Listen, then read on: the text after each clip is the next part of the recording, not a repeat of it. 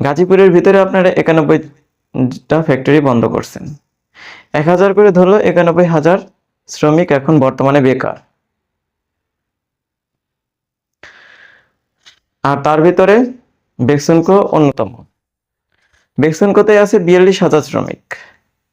42,000 শ্রমিকের ভিতরে যদি একজন করে ধরেন, তাহলে 84,000 শ্রমিক, 84,000 লোক এখন বর্তমানে বেকার। তাদের সাথে জড়িয়ে আছে বাড়িওয়ালা। অধিকাংশ বাড়ি ব্যাংক লোনে করা, তারা বর্তমানে ব্যাংক লোন দিতে পারতেছে না। ব্যাংক লোন না দেওয়ার কারণে ব্যাংকে টাকার ঘাটতি পড়তেছে। আর বেক্সিমকো ইন্ডাস্ট্রিয়াল পার্ক চালানোর জন্য এলসি খোলার দরকার।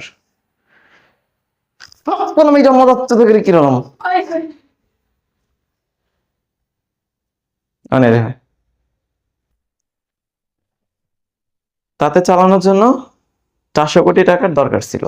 সেখানে আপনারা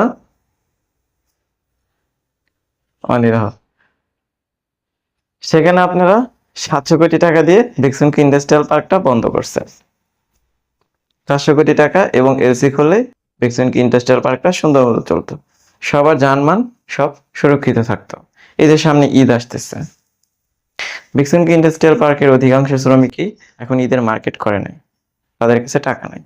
এখন আপনারা বলতে পারেন যে এত টাকা দিয়ে যে সবার ফ্যাক্টরি কর্মস্থল বন্ধ করছেন, আচ্ছা আপনাকে আমি 1 লাখ টাকা দিব, আপনি 1 বছর চলবেন, আপনি কি পারবেন?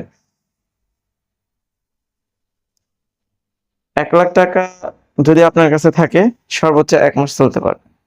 কারণ টাকা থাকলে তাড়াতাড়ি ফুরিয়ে যায়, কোথা দিয়ে টাকা চলে যায় কেউই জানে না। কাট।